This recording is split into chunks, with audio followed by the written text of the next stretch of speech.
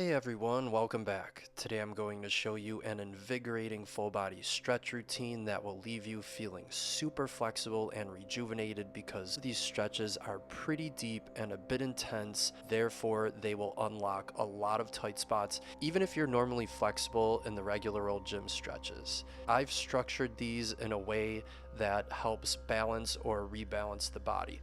We're going to start out with some harder poses first that require more energy, and then we're going to finish up with some more relaxing yet still highly effective stretches towards the end. Let's get started.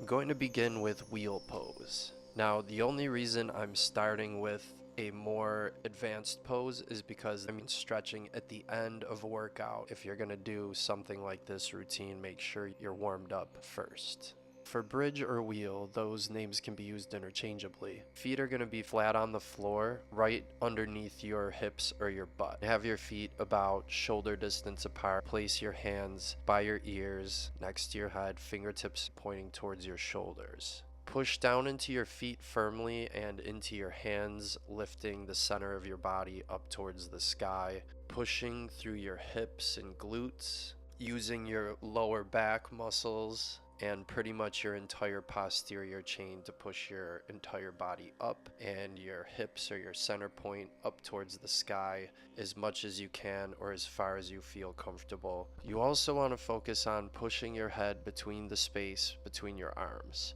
or pushing your chest forward. You want to try to create a straight line through your arms and your body as much as you can, trying to create an upside down U shape with your body. Breathe naturally as you hold the position. Make sure you don't hold your breath. Try to hold the position for at least 10 seconds. Try to hold it up to 20, maybe 30 seconds, and ease yourself down under control. You're going to feel a pretty intense stretch in your chest, shoulders, hip flexors, abdominals, and you're going to feel almost your entire posterior chain or backside engaging or contracting to hold yourself in this position.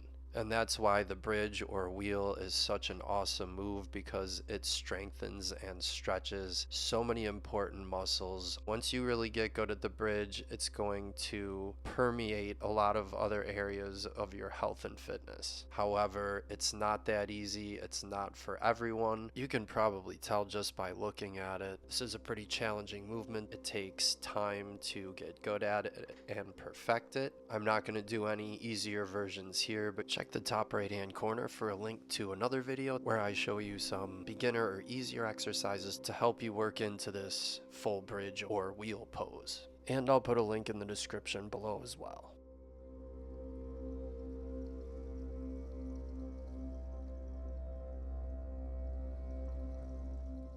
Next, I'm going to move into plow. Lying flat on your back, bring your knees up into your chest and then kick your legs up straight up towards the ceiling. Place your hands behind your back for support. This position with your legs straight up is called a candlestick. You can stay in this position and get used to this position first before moving on to plow if you like. To move into plow, slowly lower your legs down so your feet touch on the opposite side of your body behind your head. If bringing your legs all the way down to the ground is really tough, you can use a chair or a bench to place your feet on.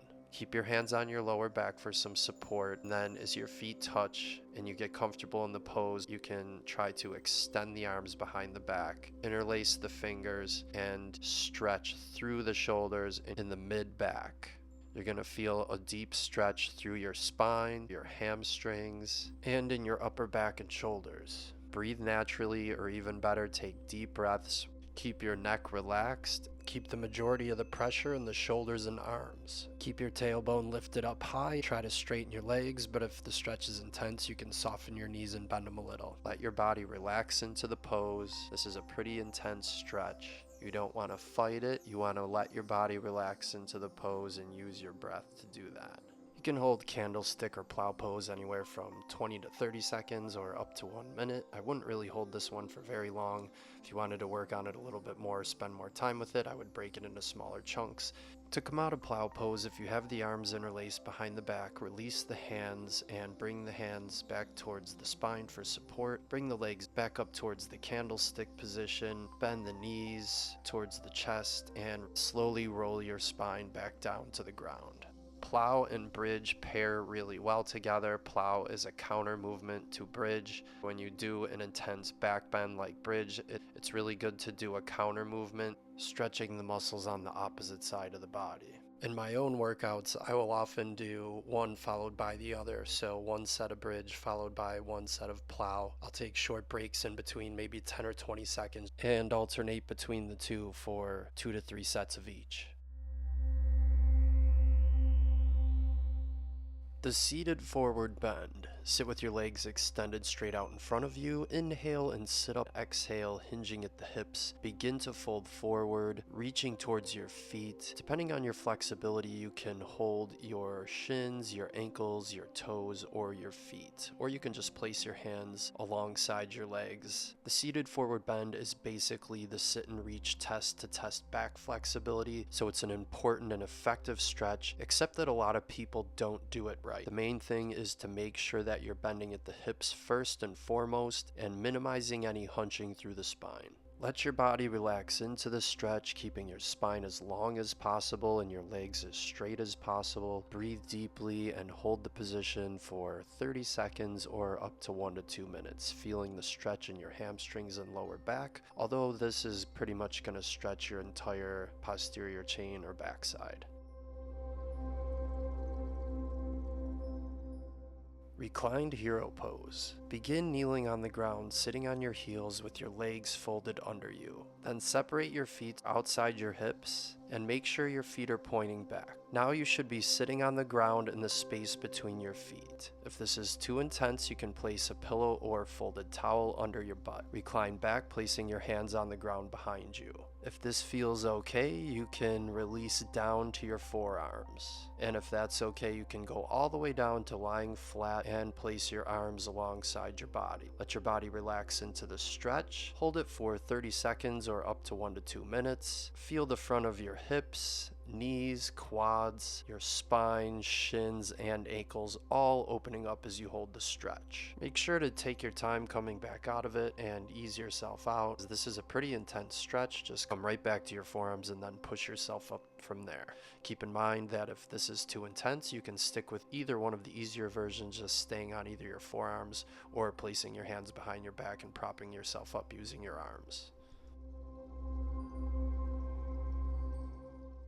Thread the needle. Come down to all fours. Have your knees placed about shoulder distance apart, but wider than your hips. Knees are under the hips. Thread one arm, in this case the left arm, through the right and over towards the right side of the body. Try to relax that arm down towards the ground. Use the other arm to brace and stabilize your body for the stretch. Opening up the shoulder blades in the mid-back, stretching the spine with the twist. Relax your bottom shoulder and the side of your head down towards the ground. As you hold the stretch, you can hold the stretch for 30 seconds or up to 1 to 2 minutes.